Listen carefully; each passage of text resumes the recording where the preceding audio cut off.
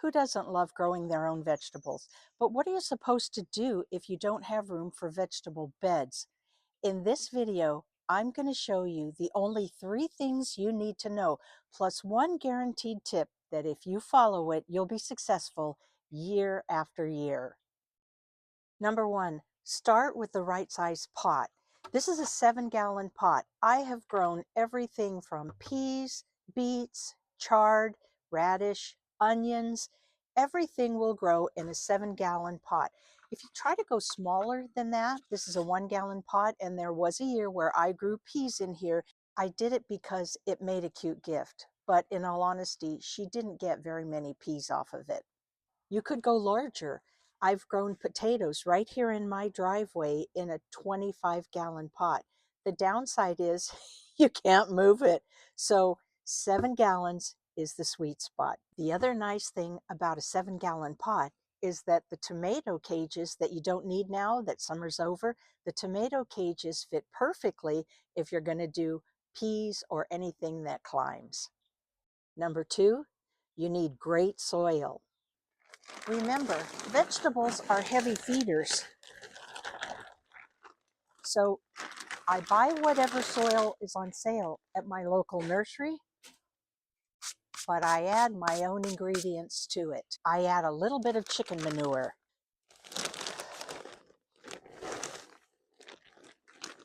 about that much.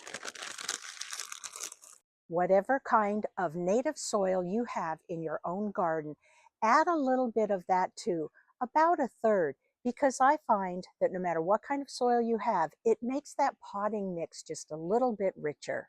What you don't need to worry about at this stage is fertilizer. I'll show you a better way in a minute.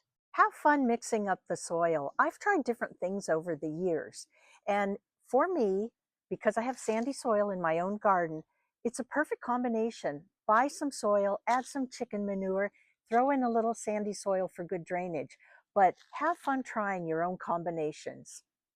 Now, let's talk about what you're going to grow. Are you going to go slow and patient, or are you going to go fast, quick, and easy? For me, I've done a combination of both. If I start early enough in the season, I love seeing things come up from seed, and I'll show you what I did. But if we're getting a lot of rain and I don't feel like being out in the garden, and then suddenly we get some sunny days and I'm ready to plant fall vegetables, I go this route. So let me give you a few tips on how to be successful with both. You can't lose either way.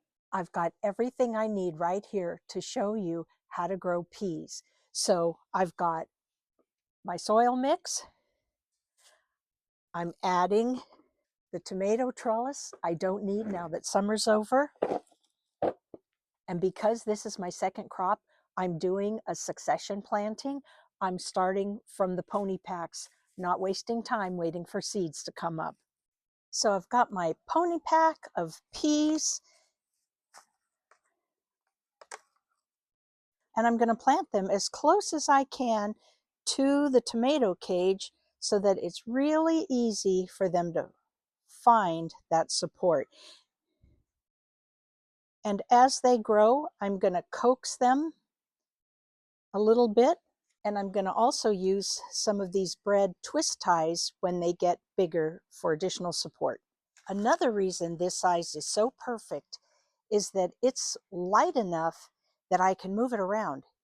If I don't have a sunny enough spot in one corner of the garden, it's still lightweight enough that I can move it, whereas with a heavier pot, I wouldn't be able to. Now let's talk fertilizer. So for fall vegetables, rather than using the granulated Sure Start like I do for the summer vegetables, in the wintertime or fall vegetables, I prefer to use a liquid fertilizer at half strength, and do that for the first few times that I water, half strength or less. The fall vegetables have a shorter growing season. I kind of made a mess out of that. I don't know for sure that liquid is more readily available to the roots. I just feel that it is. Maybe some of you scientists out there can straighten that out for me. Now let's talk about how to be successful with seeds. The back of the package gives you specific directions I never plant according to the package directions. I think it's much more efficient to plant the entire pack. Once you've got your good soil mix, plant the entire pack in one tray. And then once I'm happy with the size, I'm going to take this apart seedling by seedling and line them out, either in a couple of pots, or once you get the hang of the 7-gallon pots, you're going to want to go big. You're going to want to go much bigger. So I'm going to show you that next, how I went from a pack of seeds to this to lining them out. And by the way, the number one tip that I said you will be successful year after year after year, I'm going to share that with you right after I show you this. If you watched my video on gardening over 50, you know that I try to get as much as I can up off the ground to prevent working bent over. And this little guy has been a dream.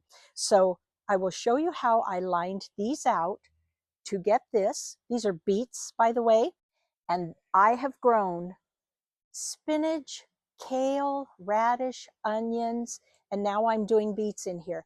And that is my number one tip, why I know that I get a good crop every year, no matter what I grow, because I never grow the same thing twice. I read somewhere about the different vegetables require different ingredients, and that really stuck with me. So no matter what I plant, I make sure that I don't do the same thing 2 years in a row.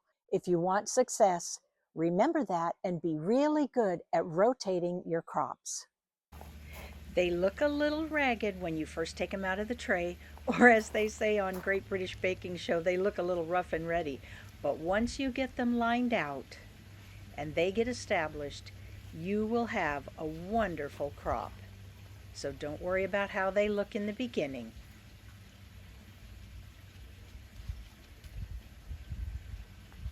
And here's something I never see on the package that I think should be.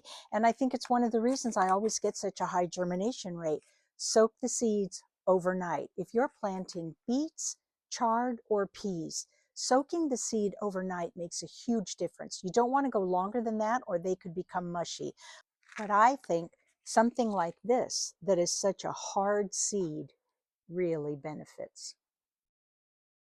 You've probably figured out that number 3 is grow peas. Start with something you cannot fail at. Number 1 was have the right size container. Number 2, you need great soil. But number 3, grow something that is so simple, even a child can do it. There's something about having instant success, instant gratification, an immediate payoff, and peas will give you that every time. I grow peas in the spring and the fall, even if I don't plant anything else. They are really that easy. And if you don't have time to grow them from seed, just do what I did. Go to the nursery and buy them already started. I mean, half the work is done for you. Thank you so much for being here. I really appreciate it. I'll see you next time.